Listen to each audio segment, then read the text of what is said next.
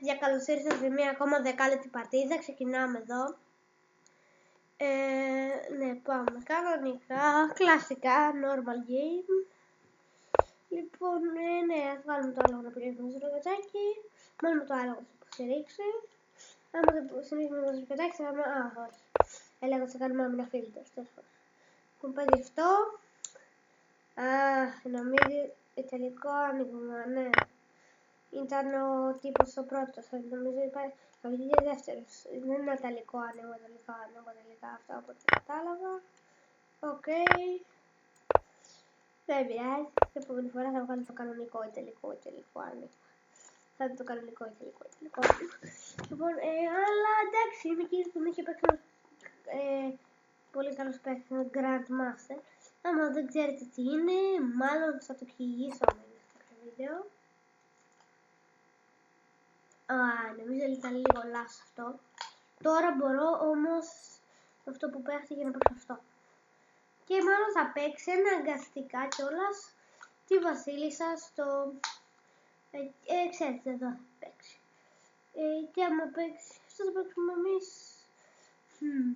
Το χρειάζεται. Αν το παίξει εδώ πάντως, υπάρχει αυτό. Ναι, να το φάει, παπ, και ναι. Λοιπόν, το έπαιξε, σωστά έπαιξε. Οκ. Ναι, οκ. Λοιπόν, πρέπει να σκεφτούμε όμως θα παίξουμε τώρα. Για κάποιο λόγο δεν έχω καμία ιδέα τι να παίξω. Ας παίξω αυτό τώρα μόνο και μόνο εξαιτίας λόγου. Επειδή σε αυτό έκανε ροκέ, πολύ σωστά αυτός. Οκ.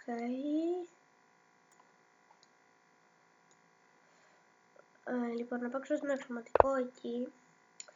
Μου τρώει πιόνι όμως, αλλά το παίζω αυτό.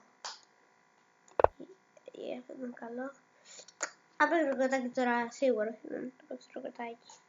Εκεί. Ξέρετε πού δεν χρειάζεται να πω κιόλας. Θα το σμπρώξω πιθανότητα. Και εμείς μάλλον θα πάμε πίσω τον αξιωματικό. Δεν ξέρω αν είναι καλό όμως. Οκ, έκανε γιατί όλο να το σκεφτεί αυτό, να το πει αυτό.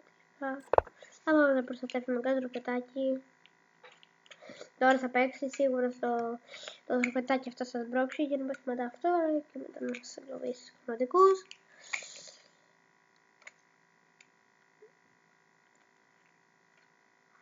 Οκ. Ναι, στην περίπτωση θα με χαλιάς να παίξει, είναι αλήθεια. Εδώ πέρα τώρα. Εντάξει, τώρα εδώ είναι εύκολο. Θα πάω εδώ αυτό. Αυτό βες. Και θα προσπαθήσουμε κάπως. Άμα φύγει ο αξιωματικός, θα είναι καλύτερη μας. Γιατί δεν μπορούμε να φάμε αυτό. Κάτσε, άμα παίξουμε άρα αυτό εδώ πίσω, μπορεί να το φάει γιατί παίρνουμε αυτό το τετράγωνο.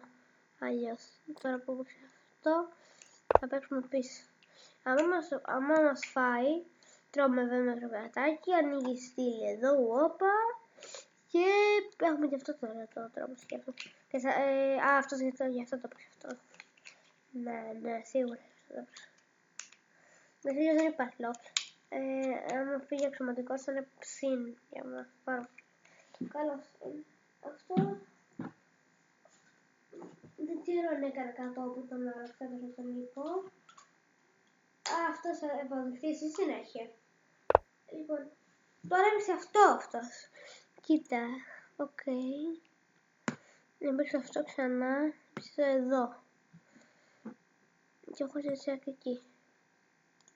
Το πάζω πια. Δεν επιτύσσομαι γιατί είναι... Ναι, είναι το τέτοιο. Ξέρετε ποιο εννοώ. Βασικά, επιτύσσομαι, όχι δεν επιτύσσομαι. Ναι. Πρέπει κάπως να βρούμε έναν τρόπο να φάμε τον αξιωματικό. Λοιπόν, άμα μας φάει τον αξιωματικό και είμαστε ok. Ναι. Πρέπει να βρούμε έναν τρόπο να φάμε τον αξιωματικό. Άμα δεν βρούμε, θα πάει καθόλου καλά.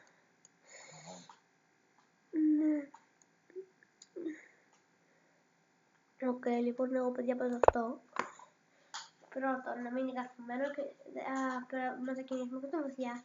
Πως χρηματικός είναι πάρα πολύ ελεγχολικός εκεί πέρα. Θα χώσουμε βέβαια ένα χρηματικό αμέσως μόλις τον φάει, άμα τον φάει. Αν το φάει μπορεί και να μην το φάει, είναι η αλήθεια. Ναι.